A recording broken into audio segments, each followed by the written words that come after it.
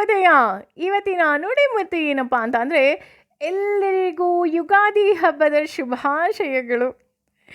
ವರ್ಷದ ಮೊದಲ ದಿನ ಹಾಗೂ ನಮ್ಮೆಲ್ಲರಿಗೂ ಹೊಸ ವರ್ಷ.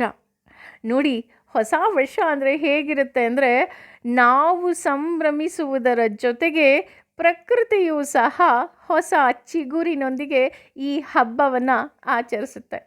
ಅಂದರೆ ಇದರ ಅರ್ಥ ಏನಪ್ಪ ಅಂತ ಅಂದರೆ, ನೋಡು, ಕಳೆದ ಬಾರಿ ನೀನೇನೆಲ್ಲ ಕಳ್ಕೊಂಡಿದ್ಯಾ ಅದು ಈ ವಸಂತನ ಚಿಗುರಿದ ಹಾಗೆ ನಿನ್ನೆಲ್ಲ ಕನಸುಗಳಿಗೂ ಸಹ ಭಗವಂತ ಸಾಕ್ಷಿಯಾಗಿದ್ದಾನೆ. ಅದನ್ನು ಮತ್ತೆ ನೀನು ಚಿಗುರಿಸು. ಅಷ್ಟೇ ಅಲ್ಲ, ನೀನು ಪ್ರಯತ್ನ ಪಟ್ಟರೆ ನಿನ್ನ ಕನಸನ್ನು ಸಹ ನನಸು ಮಾಡ್ಕೋಬಹುದು ಅಂತ. ಅಷ್ಟೇ ಅಲ್ಲ ರೀ, ಇವತ್ತು ನಾವು ಪ್ರಸಾದದ ರೂಪದಲ್ಲಿ ಸೇವಿಸುವಂತಹ ಮೊದಲ ಆಹಾರ ಬೇವು ಬೆಲ್ಲ. ನಮ್ಮೆಲ್ಲರಿಗೂ ಗೊತ್ತು, ಬೇವು ಬೆಲ್ಲ ಸುಖ ದುಃಖದ ಸಂಕೇತ. ಬರೀ ಬೇವಿದ್ರೂ ಆಗಲ್ಲ, ಬರೀ ಬೆಲ್ಲ ಇದ್ದರೂ ಸಹ ಖಂಡಿತ ಆಗೋದಿಲ್ಲ. ಇದು ಎಷ್ಟು ಸುಂದರವಾಗಿದೆ ಅಂತ ಅಂದರೆ, ಈ ಬೇವು ಬೆಲ್ಲ ನನಗೆ ಯಾವಾಗಲೂ ಯುಗಾದಿ ಬಂದಾಗ ನೆನಪಾಗುವಂತಹ ಮಾತು.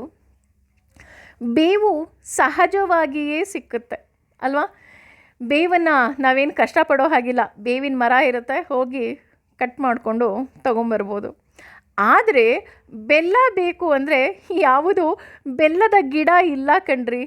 ಬೆಲ್ಲವನ್ನು ಪರಿಶ್ರಮದಿಂದ ನಾವು ತಯಾರಿಸಬೇಕು. ಪ್ರಕೃತಿ ಕಬ್ಬನ್ನು ಕೊಡುತ್ತೆ.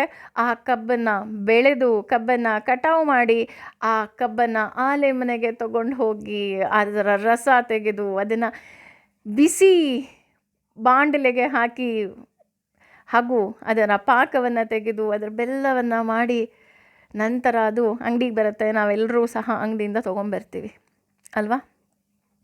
ಇದರ ಅರ್ಥ ಏನು ಅಂತ ಅಂದರೆ, ಕಷ್ಟಗಳು ಸಹಜವಾಗಿಯೇ ಇರುತ್ತೆ ನಮ್ಮ ಜೀವನದಲ್ಲಿ.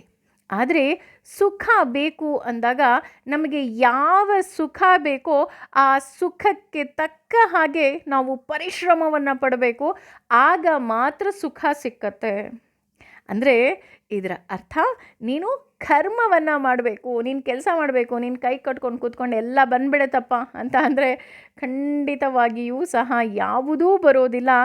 ನಮ್ಮ ಪರಿಶ್ರಮಕ್ಕೆ ತಕ್ಕಂತಹ ಫಲ ಮಾತ್ರ ದೊರಕ್ತಾ ಹೋಗುತ್ತೆ. ಏನಂತೀರಾ?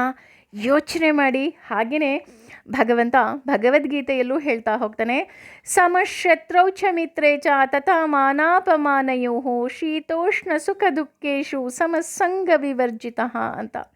ಅಂದರೆ ಭಗವಂತನಿಗೆ ನಾವು ಪ್ರೀತಿ ಪಾತ್ರರಾಗಬೇಕು ಅಂತ ಅಂದರೆ ಸುಖ ದುಃಖ, ನೋವು ನಲಿವು, ಹೊಗಳಿಕೆ ತೆಗಳಿಕೆ ಎಲ್ಲವನ್ನ ಸಮಾನವಾಗಿ ಸ್ವೀಕಾರ ಮಾಡಬೇಕಂತೆ. ಹಾಗಾಗಿ ಎಲ್ಲವನ್ನ ಸಮಾನವಾಗಿ ಸ್ವೀಕಾರ ಮಾಡುತ್ತಾ ನಮ್ಮ ಎಲ್ಲ ಕನಸುಗಳು ಏನೆಲ್ಲ ಬಾಕಿ ಇದೆ ಅದಕ್ಕೆ ಕರ್ಮದ ನೀರೆರೆಯುತ್ತಾ ಸತತ ಪ್ರಯತ್ನವನ್ನು ಮಾಡ್ತಾ ಭಗವಂತನಿಗೆ ಶರಣಾಗ್ತಾ. ಯಾಕೆ ಅಂದರೆ ಯಾವುದೋ ಒಂದಿದ್ರೆ ನಡೆಯೋದಿಲ್ಲ, ಎಲ್ಲ ಶಕ್ತಿಗಳೂ ಬೇಕು.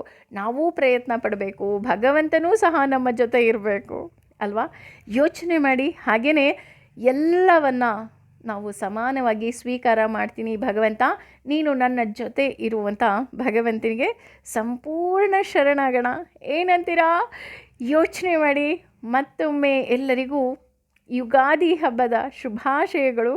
ಭಗವಂತ ನಮ್ಮೆಲ್ಲರ ಜೀವನದಲ್ಲಿ ಸಂತೋಷವನ್ನು ತುಂಬುವ ಹಾಗೆ ಮಾಡಲಿ, ಆನಂದವನ್ನು ತರಲಿ ಅಂತ ಹೇಳಿ ನಾವು ಕೇಳ್ಕೊಳ್ಳೋಣ. ಏನಂತೀರಾ? ಯೋಚನೆ ಮಾಡಿ. Thank you.